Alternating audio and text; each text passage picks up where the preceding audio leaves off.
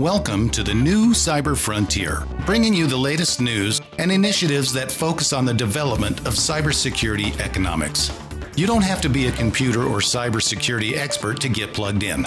Your host brings it straightforward, asks the tough questions, and brings the cyber world to a level of understanding for everyone. You can find us on the web at www.newcyberfrontier.com. Now join our host as he introduces the topic for today's new Cyber Frontier. So on Cyber Frontier, we're continuing our series on distributed ledger and the research Dr. Gorog has dove into over the last 7 years of being able to ensure such a specific type of model for trust, measures trust for digital transformation in this age, especially with the amount of data and things that we use today. Very significant in the world we live in, transformation of the internet. So welcome, Dr. Gorog. I know we've done quite a few of these now. So the concepts today, I think we're going to get into today.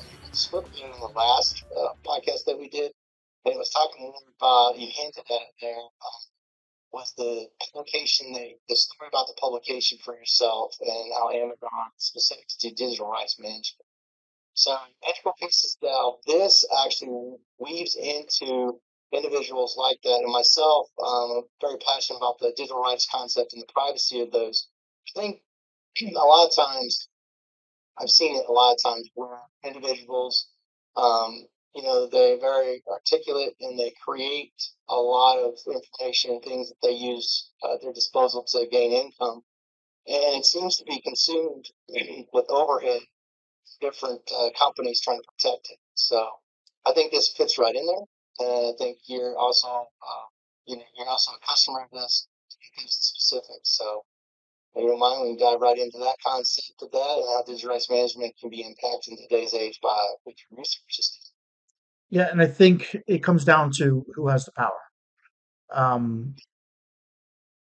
In we'll say in the past legacy times, when you made something, you physically wrote it down, you physically produced it, you enforced that you were the one making it and sending it out into the world because you had the printing press, you had the factory that made them, and that's easy to enforce. You could tell very quickly when somebody's infringing on that.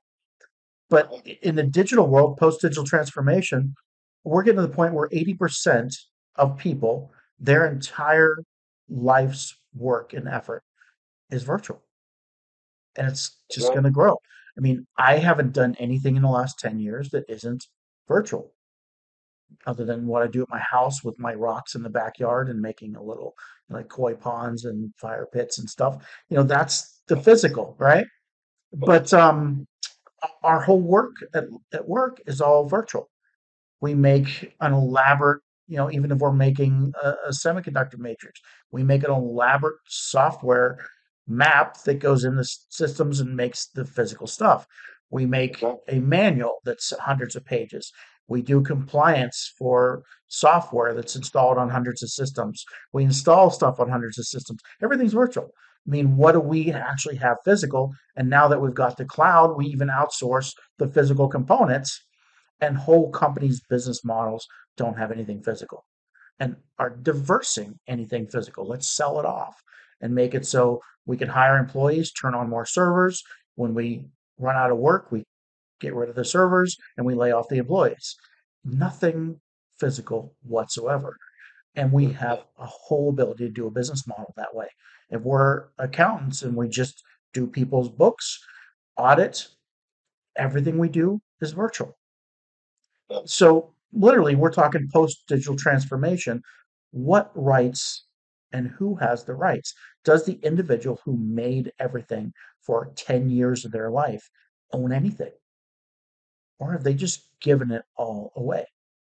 Even if you're just working on the side and you're at home making a little script for comic books or whatever, what are you going to do? You're going to post it on a social media page one at a time. At the end of 10 years, you're known for being the funniest person with your comics around. You own nothing.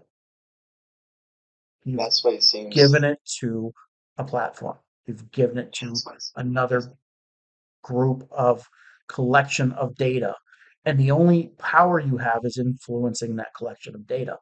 So, in the physical world for thousands of years, people made a whole kingdom. They made castles. They made, you know, they increased their lands and their holdings and gave that to their children. So now if 80% of your life is virtual, what can you build over your lifetime to leave to your children?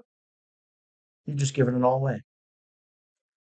Changing that game, empowering the individual is what everything I'm doing is about. How can we give the future the capability to empower individual rights?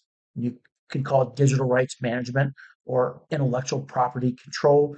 I just say it's ownership of what you created. It's creator owner empowerment. And that's what the crux of everything is. That I saw a decade or more ago that we were going down this path where nobody's going to have anything. And everything is just given away to free range data. And then it's all just operated on by artificial intelligence now and things riding on top of it and that analytics and everything comes back to you.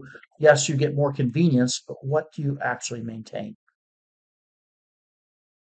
Yeah, that's true. Yeah, I just think the concept now today, and I know from you said, like you said, with the you used to write it down when you published a book, you had to physically have something in your hand, copyright measures, how patent office works. I'm sure it's transitioning in the digital transformation age, and it becomes a vital element among us when we have to work in a world where everything is digital. And now we got to figure out how can we still possess the identity of our work. That's going to be, it becomes harder and harder every day. It becomes more non-existent every day. Yeah. I think a lot of individuals have been by it. Or just given up. I think they've just given up. I know that season things by nature been dissected over and over several different ways, and less goes back to the individual who originally created these things. Yeah.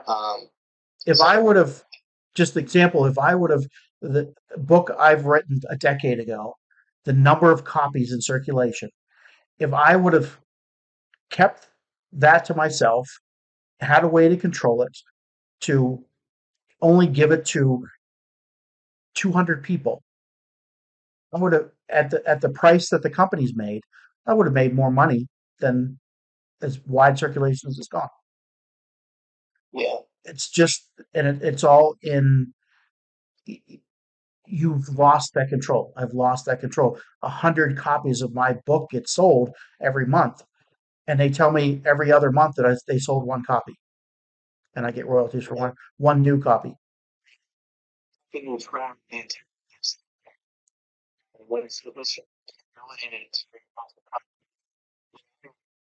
Really Yeah. buying and selling at some points. And who's read your content, transferred that to somebody else.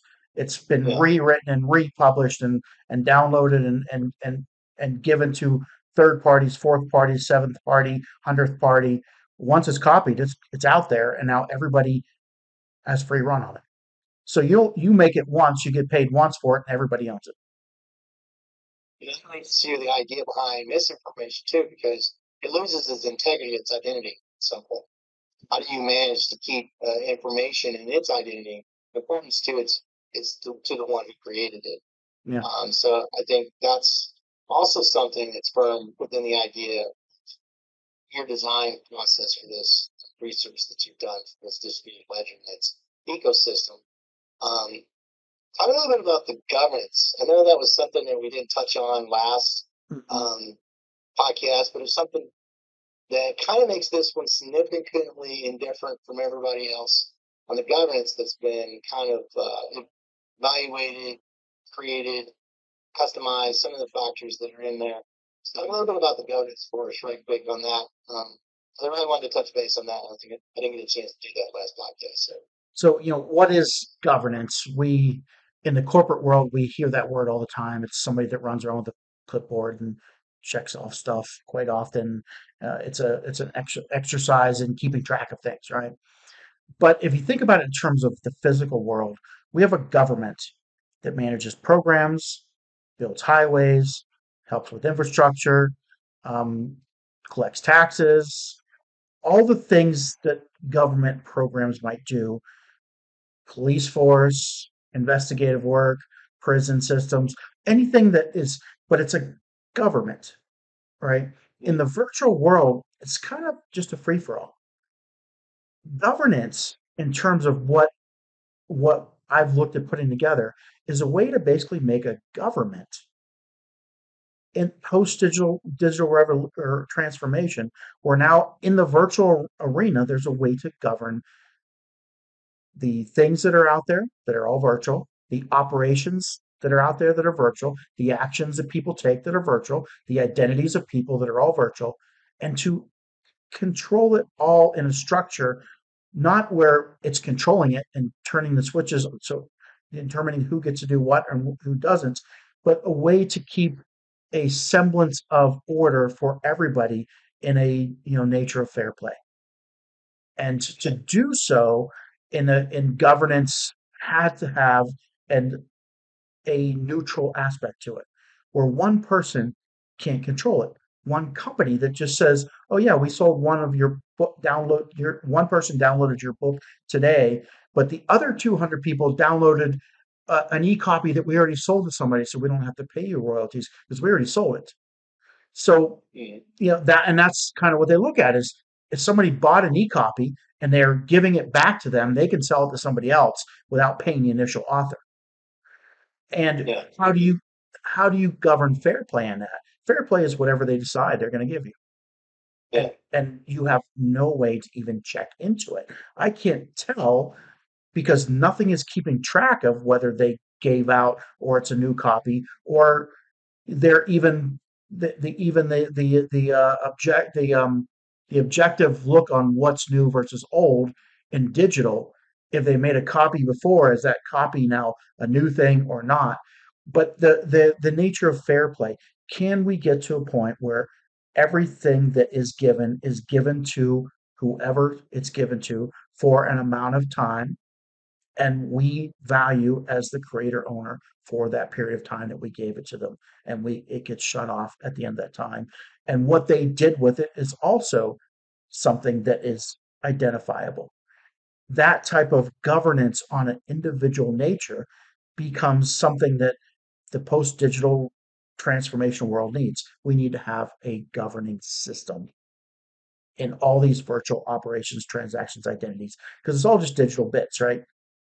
who who has control can't be a certain company, can't be a government, and it has to be open for everybody to view how the governance process is working on itself. Yeah. Traceability, right? Of Traceability, digital assets. Something attestation is the technical term for it. That we're able to prove what you said is actually accurate. If 100 people downloaded copies of your ebook, you have attestation of all 100 people or all 100 downloads without knowing who the people are. So the identities have to be kept private. And that's the balance in the governance system is the private, the public, the accountability, attestability, the um, the trust of operands and operators.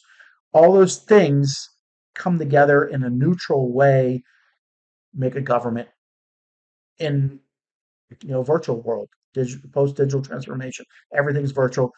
Now here's whole countries, whole governments, whole groups of people, whole entities, whole programs, whole structures for users, whole identity bases, all set up and managed. and with that scalability that we were referring to, um, becomes nation, becomes statewide, becomes federal-wide, it just consistently can. And the ledgers, the different types of ledgers that you've introduced here, um, they also it can be customized for specific groups, and also can be customized for public access, those types of things. Yeah, and So it's that's Yeah, that's something we looked at, especially with the digital privacy and then with IEEE, is that the social differences at different places in the world, people want to control the social aspects of digital governance per their societal views, and they're different in Right. different places in the world. So you have to empower that a system of governance can be regionally and jurisdictionally divided, and making that capability, at least the groundwork, built into the governance. Because one industry doesn't want to be governed the same as another. The energy industry doesn't want to be governed the same as the payment card industry or the same as the medical industry. They all have different needs. And in the last couple years, we'll say last 3 to 5 years, there's been a move into what's called the decentralized autonomous organizations, a DAO, and it's basically around an industry, around a company, around a group of users that have a similar interest. And it is the first thoughts of looking at a government in this digital world.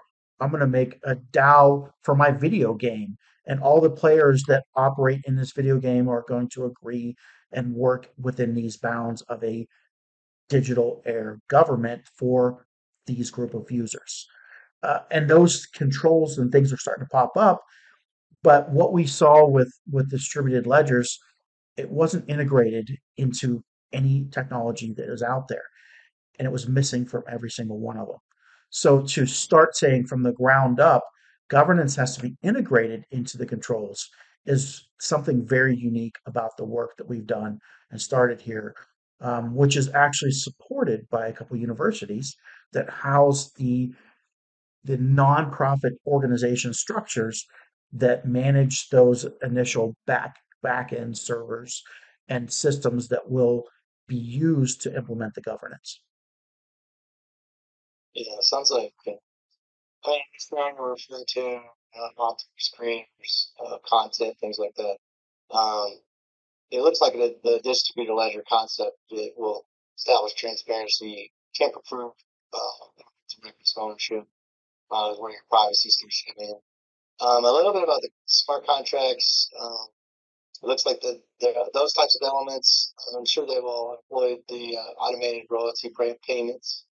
So that's the concept that would be used for the smart contracts, ensuring that the rights of the creators are respected, right? Yeah. Um, the nature of the decentralization of the ledger, do you think it reduces the risk of unauthorized access or tampering with digital content? That's actually one of the problems with the smart contracts, as you said, is that anybody can make a smart contract, put it on the Right. blockchain, and it's operating. But how do we know which ones are operating successfully, which ones have vulnerabilities, weaknesses, which ones are actually scamming other people or taking advantage of systems, or which ones are taking advantage of loopholes and other ones? And a governance system needs, we'll say in the future will exist to help to support the neutrality of operations. Um, to one, enforce the the review of valid content, and to be able to um, provide an insight into the trust of people that might not have valid operations all the time, or the operations which individually can be singled out.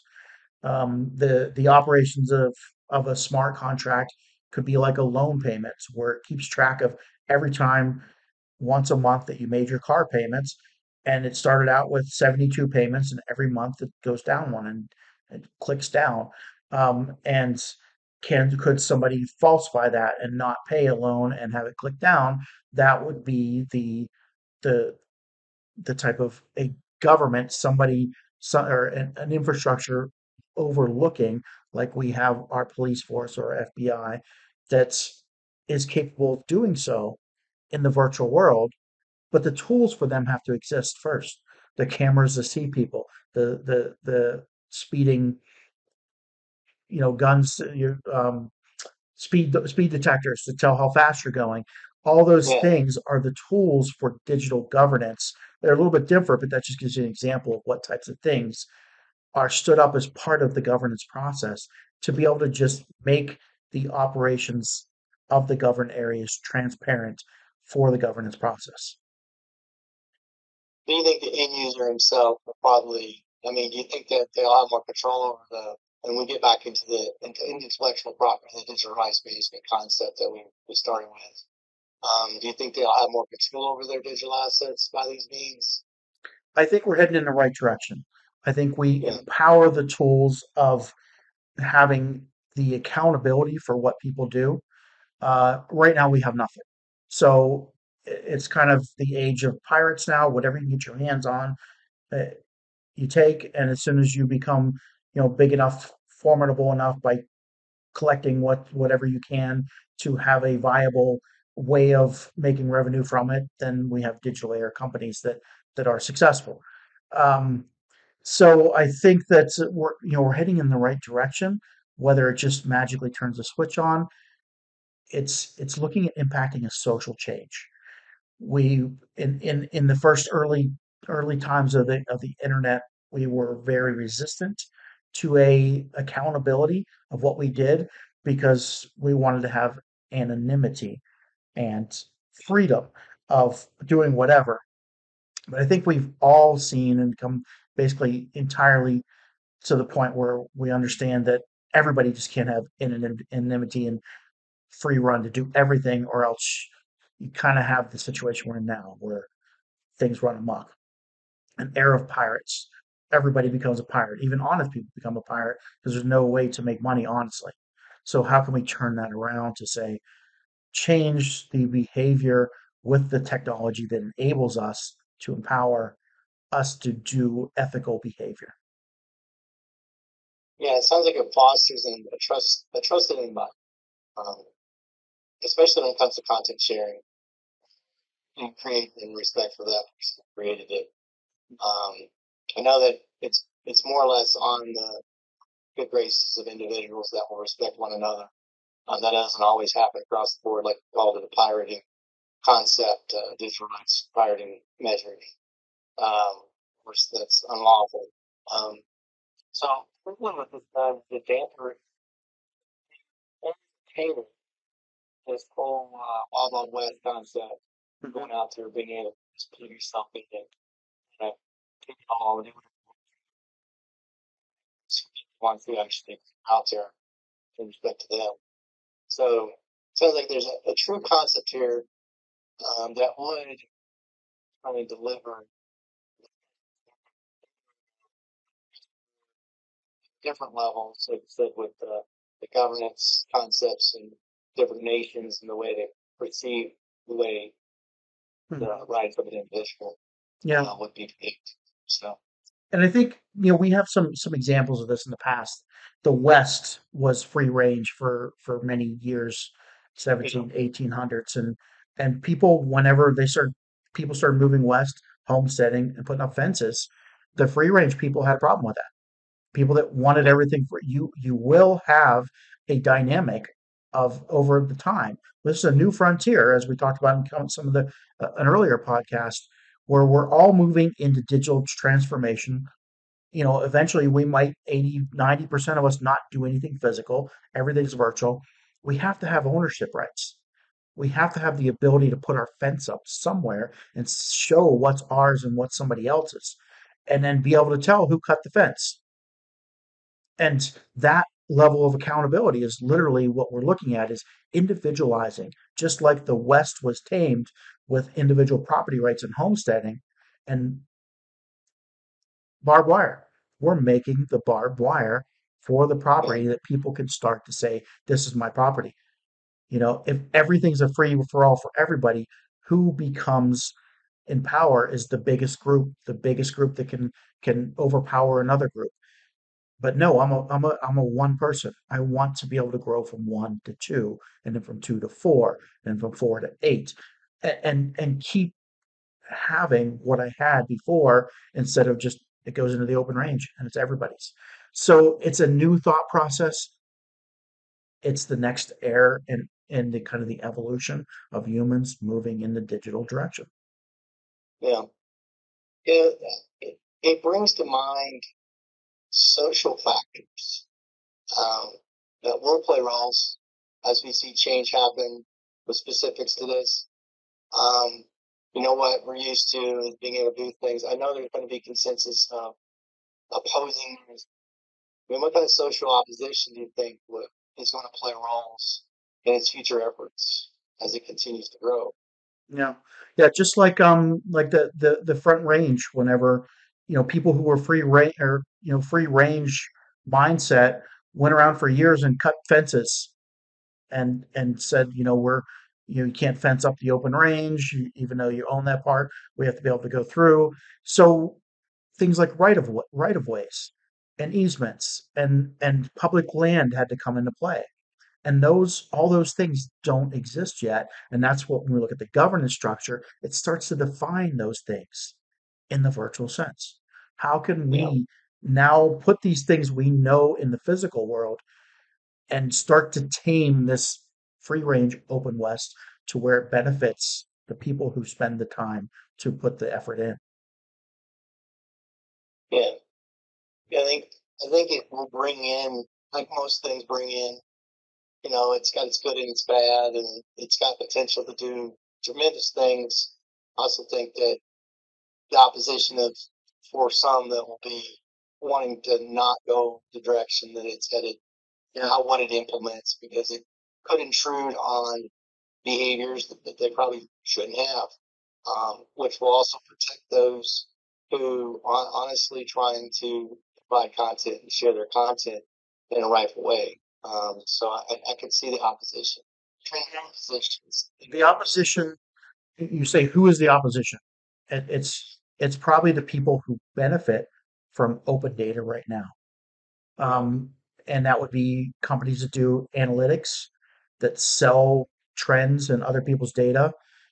Some of the connected vehicles are racing forefront into how much information can we collect on a vehicle and have it all shipped back to our database so we can tell about users' behavior. Um, yeah, in the future, if those fences start to go up and they don't have the data, it starts to starve those type of operations. And right, literally, the current version of AI isn't really thinking for itself. It's doing big data analytics. It's looking at yeah, mass amounts of data and doing a trending and a statistical analysis and coming yeah, up with the averages of things. And as soon as you start putting up the fences and removing data from the free range pool, it could start to starve those type of entire industries. And if right, enough people say, "Hey, I want to have control over what's mine. I'm going to start today." You're not going to get back what you already gave. It's gone, it's out there. But you're going to start right, today and say, from this point on, I'm going to start doing something on the weekend every week, and I'm going to have something in 10 years that then can be something that I keep forever and give to my children and use to make revenue. I like the example of the person who couldn't, just um, got fired from the job, was totally beat down from industry, and they said, I'm going to find something I do like to do. I'm going to sit in my room and I'm going to glue toothpicks and popsicle sticks together. And they filled the room up with these little sculptures. And then right, everybody laughed at them because they were just wasting their time. And pretty soon the whole garage was filled up with these sculptures. And they started connecting and making big buildings. And they filled up the backyard. And, in 10 years, this individual had a museum with like 10 acres of toothpick sculptures that people paid $40 to come into and spend the day and have their weddings yeah, there and whatever. But these type of things, Legoland is another example of yeah, just somebody who built over time. But if every one of those Lego blocks you put together is given away in free range and you have no ability to grow that over time, you yeah, have nothing at the end of 10 years. It's all given away one piece at a time.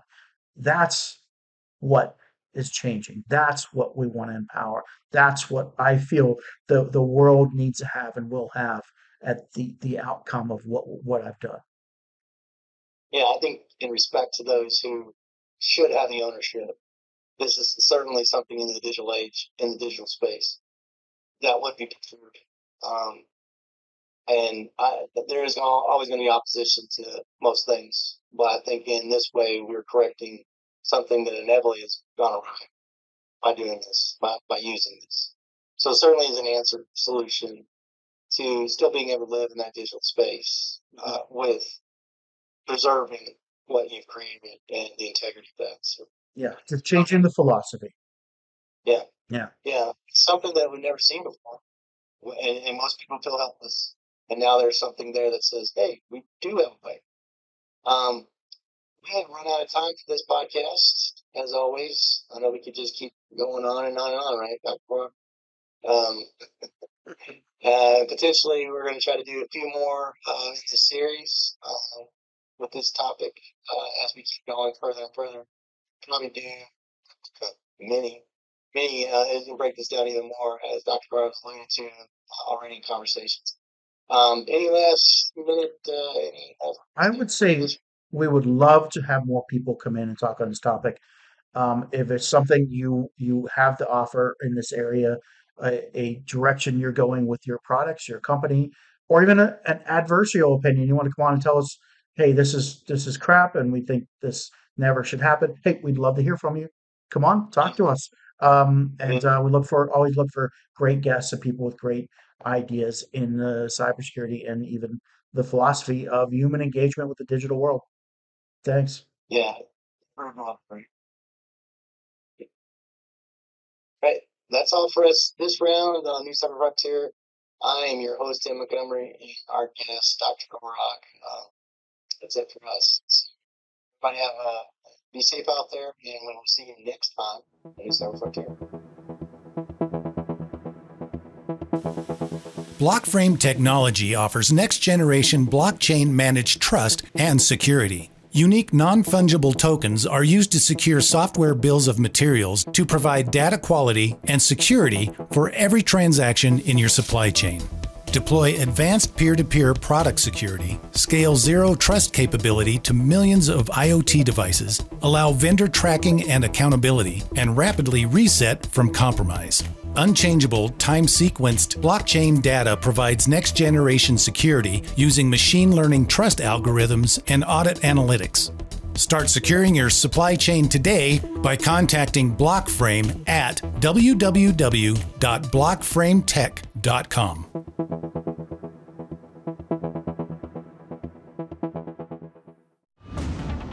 We hope you have enjoyed this episode of New Cyber Frontier. Remember to get involved. Often we think that someone else will handle privacy and security in the virtual world, but you are the only one truly in command of your virtual fate. Join our mailing list so we can keep you informed of breaking news and new releases. If you have an idea, if you have a question that you would like to hear answered, or if you want to get involved with our efforts, reach out to us at newcyberfrontier.com. We also encourage you to visit our sponsors' links, as they are the ones that really make this show possible. I want to thank each of you for supporting the show, and we look forward to seeing you back for the next episode of New Cyber Frontier.